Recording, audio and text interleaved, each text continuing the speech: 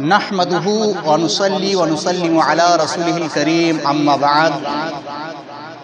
फ़क़द क़ाल अल्लाहु तआला फ़ी कलामिहिल मजीद इन्नल्लाह व मलाइकतहु युसल्लूना अलन नबी या अय्युहल्लज़ीना आमनू सल्लू अलैहि व सल्लिमू तस्लीमा अस्सलातु वस्सलामु अलैका या रसूलल्लाह अस्सलातु वस्सलामु अलैका या हबीबल्लाह सल्लल्लाहु तआला अलैहि वसल्लम। उपस्थित आजकेर फातेहार मजलिसेर इस्लाम दरदी रसूल प्रेमिक श्रोतामंडली, आज के आपनादेर सम्मुखे हुजूर आला हजरत आजिमुल मर्तबात मुजाद्दिद दीन मिल्लातेर लेखा मशहूर कालाम, जेटा प्राय जायगाते जेखानेई आला हजरतेर चर्चा आला हजरतेर कथा हय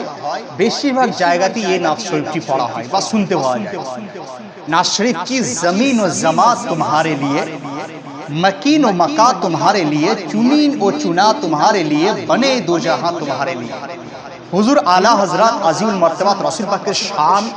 रसूल पाकेर चर्चा एत करेছেন আলহামদুলিল্লাহ আলহামদুলিল্লাহ। পুরো জিন্দেগি নিজের জিন্দেগি এবং বন্দেগি নবী নবী তিনি বানিয়ে নিয়েছেন।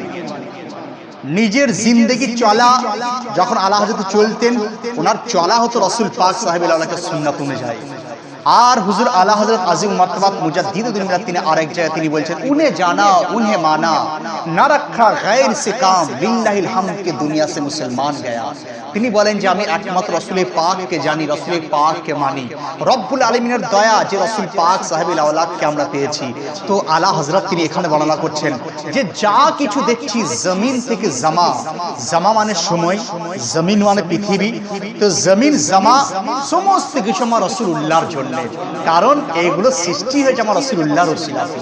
রাসূলুল্লাহ ওয়াজহে তাখলিকে কায়নাত, সমস্ত কায়নাত সৃষ্টি হয়েছে আমার রাসূল পাকের জন্য সৃষ্টি হয়েছে, রাসূল পাকের ওসিলাতে সৃষ্টি হয়েছে। তো তাই আল্লাহ হযরত তিনি বলছেন ইয়া রাসূলুল্লাহ হাবিবাল্লাহ জমিন ও জামা তোমারে লিয়ে, মকিন ও মাকা তোমারে লিয়ে। মকিন মানে যারা আপনার বসবাস করে জমিনের উপরে, মাকা মানে জায়গা, জায়গাতে যারা বসবাস করে তারা, সমস্ত কিছু ইয়া রাসূলুল্লাহ আপনার জন্য। চুনি ও চুনা তোমারে লিয়ে, চুনিন ও চুনা মানে এটা সেটা যা কিছু দেখি সব তোমার জন্য ইয়া রাসূলুল্লাহ সাল্লাল্লাহু আলাইহি ওয়াসাল্লাম। বনে দো জাহাঁ তোমারে লিয়ে, এমন কি দো জাহাঁ সৃষ্টি হয়েছে মুস্তাফা আপনার ওসিলাতে। তো আল্লাহ হযরত কত সুন্দর তিনি বলছেন, একটু তর্জমা শোনাচ্ছি, শুনুন। জমিন ও জমা तुम्हारे लिए, मकीन ও मका तुम्हारे लिए, जमीन ও जमा। আপনারা গুনগুনান দেখি পাবেন আলহামদুলিল্লাহ। जमीन ও जमा तुम्हारे लिए, मकीन ও मका तुम्हारे लिए, चुनीन ও चुना तुम्हारे लिए, बने दो जहां तुम्हारे लिए, चुनीन ও चुना तुम्हारे लिए, बने दो जहां तुम्हारे लिए। এরপর হুজুর আলা হযরত কত সুন্দর তিনি লিখছেন, দেখুন আলা হযরত তিনি বলছেন দহন মে জওয়াত তোমারে লিয়ে। দহন মানে মুখ, আমাদের মুখের মধ্যে যে জবান রয়েছে ইয়া রাসূলুল্লাহ এটা আপনার জন্যই রয়েছে। তাহলে বোঝা গেল যে এই জবান দ্বারা আমাদের কি করতে হবে, আল্লাহর গুণগান আর রাসূলুল্লাহর গুণগান করতে হবে। এই জবান দ্বারা অন্য কিছু আপনার করা চলে না, কাউকে আপনার কটু কথা বলা চলে না, কাউকে আপনার কোনো রকম খারাপ কথা বলা চলে না। একমাত্র আমার রাসূল পাক সাহেবুল আওলাদের হাদিসের কথা বলুন, শরীয়তের কথা বলুন, আপনার ভালো ভালো কথা বলুন, রাসূল পাক তিনি খুশি হয়ে যাবেন। তো আলা হযরত তিনি বলছেন যে দহন মে জবান, মুখের মধ্যে যে জীব রয়েছে ইয়া রাসূলুল্লাহ তোমারে লিয়ে, আপনার জন্যই। আর বদন মে হে জান, আমাদের শরীরের মধ্যে যে জান রয়েছে এটাও আপনার জন্য রয়েছে। তাই তো আল্লাহ হযরত আবার বলছেন জান হে ইশকে মুস্তাফা রোজ হুজু করে খোদা, আমাদের জান রাসূলুল্লাহর মুস্তাফার মহব্বতে যেন কুরবান হয়ে যায়, রাসূল পাকের প্রেমের জন্যই আমাদের জান রয়েছে। তো আল্লাহ হযরত কি বললেন যে বদন মে হে জান तुम्हारे लिए, हम आए यहाँ तुम्हारे लिए, उठे भी वहाँ तुम्हारे लिए। लिए या রাসূলুল্লাহ আমরা এখানে এসেছি আপনার জন্যই আমরা এখানে এসেছি আবার কাল হাসরের মাঠে কাল কিয়ামতের মাঠে আমরা উঠব আপনার জন্যই আমরা উঠব রাসূল পাক সাল্লাল্লাহু আলাইহি ওয়াসাল্লামের হাদিস শরীফ থেকে এটা পাওয়া যায় যে কাল কিয়ামত হবে কিসের জন্য আমার রাসূল পাকের মহত্বকে লোকের সামনে তুলে ধরার জন্য কাল কিয়ামত অনুষ্ঠিত হবে হাসর কাল কিয়ামতের মানে হাসরের দিন সেদিন হবে তাই আলা হযরত কত সুন্দর লিখছেন দেখুন दहन में ज़बां तुम्हारे लिए बदन में है जान तुम्हारे लिए दहन में ज़बां तुम्हारे लिए बदन में है जान तुम्हारे लिए हम आए यहाँ तुम्हारे लिए उठे भी वहाँ तुम्हारे लिए हम आए यहाँ तुम्हारे लिए उठे भी वहाँ तुम्हारे लिए এরপর হুজুর আলা হযরত কত সুন্দর তিনি লিখছেন কত সুন্দর লিখছেন যে ইয়া রাসূলুল্লাহ হাবিবাল্লাহ আদম আলাইহিস সালাম থেকে শুরু করে ঈসা আলাইহিস সালামের পর্যন্ত সকলের জবানে আপনার জিকির ছিল তারা নিজেরা উম্মতিদের নিজের কলমা পড়তেন নিজেরা আপনার কলমা তারা পড়তো মুসা আলাইহিস সালাম তিনি উম্মতদের পড়তেন লা ইলাহা ইল্লাল্লাহ মুসা কালিমুল্লাহ কিন্তু নিজে পড়তেন লা ইলাহা ইল্লাল্লাহ মুহাম্মদ রাসূলুল্লাহ সাল্লাল্লাহু আলাইহি ওয়াসাল্লাম তো আলা হযরত কত সুন্দর লিখছেন তিনি বলেন কালিম ও নজি মসিহ ও সফি খলিল ও রাজি রাসূল ও নবী কালিম হযরত মুসা আলাইহিস সালামকে বলা হয় কালিমুল্লাহ বলা হয় নজি হযরত ইব্রাহিম আলাইহিস সালামকে বলা হয় নজিউল্লাহ বলা হয় মসিহ হযরত ঈসা আলাইহিস সালামকে বলা হয় সফি উল্লাহ আপনার হযরত আদম আলাইহিস সালামকে বলা হয় আর খলিল কি ইব্রাহিম আলাইহিস সালামকে বলা হয় আর রাজি হযরত আপনার ইব্রাহিম আলাইহিস সালামের ছেলে হযরত ইসমাঈল আলাইহিস সালামকে বলা হয় রাদিউল্লাহ তো তাই এখানে আলা হযরত কত সুন্দর বর্ণনা করছেন যে ইয়া রাসূলুল্লাহ হাবিবাল্লাহ কালিম ও নজি মসিহ ও সফি খলিল ও রাদি রাসূল ও নবী প্রত্যেকটা রাসূল এবং প্রত্যেকটা নবী তারপরে তিনি লিখছেন আতিক ও ওসি গনি ও আলী নিসা সানা কি জবা তোমারে लिए আতিক মানে হযরত সিদ্দিক আকবর কে বলা হয় আর ওসি হযরত ফারুক আজম কে বলা হয় গনি হযরত ওসমান গনি কে বলা হয় আর হযরত আলী শিরে খোদা তো হুজুর আলা হযরত তিনি বলেছেন ইয়া রাসূলুল্লাহ হাবিবাল্লাহ যে ইনাদের সকলের জবানে আপনার প্রশংসা ছিল তাহলে যেমন সমস্ত নবীদের জবানে আপনার প্রশংসা সমস্ত সাহাবীদের জবানে আপনার প্রশংসা আলা হযরত কত সুন্দর তিনি লিখছেন कलीम नजी मसीह सफी खलील रजी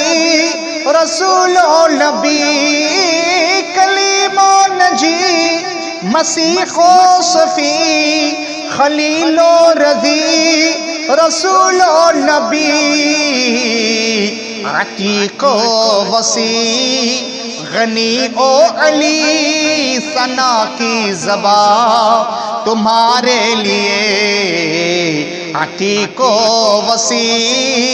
गनी ओ अली सना की ज़बा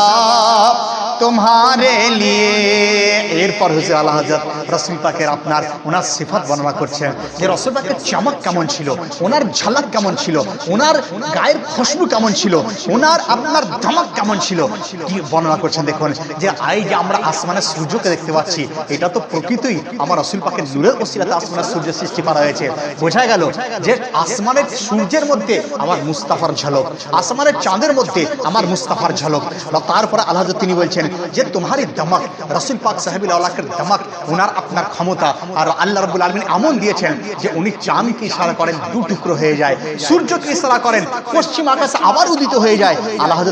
তিনি বলছেন যে তোমারই ঝলক ইয়া রাসূলের আপনার ঝলক এত ছিল যে অন্ধকার রাত্রিতেও যখন আপনি দাঁড়াতেন পুরো ঘর আলোকিত হয়ে যেত মা আয়েশা সিদ্দিকা রাদিয়াল্লাহু আনহা তিনি বলেন যে একদিন রাত্রিবেলাতে আমি সেলাই করছিলাম হঠাৎ আমার হাত থেকে সূচ পড়ে যায় তো আমি সূচকে খুঁজে পাচ্ছিলাম না হঠাৎ দেখলাম যে আমার মুস্তাফা তিনি ঘরের ভিতরে চলে এলেন যেন আপনার পূর্ণিমার চাঁদের সেই রোশনি নাই যে রোশনি আমার মুস্তাফার নূরের মধ্যে দেখা গেল মুস্তাফার চেহারার মধ্যে দেখা গেল তো হযরত আয়েশা সিদ্দিকা তিনি বলেন যে আমি করলাম কি আমার সূচটাকে একদম খুঁজে পেয়ে গেলাম উঠে নিলাম তো রাসূল পাকের ঝলক কত ছিল আবার রাসূল পাকের মাহক ওনার খুশবু কেমন ছিল এর আগে আপনাদেরকে একটা শের শুনিয়েছি নাস শরীফ শুনিয়েছি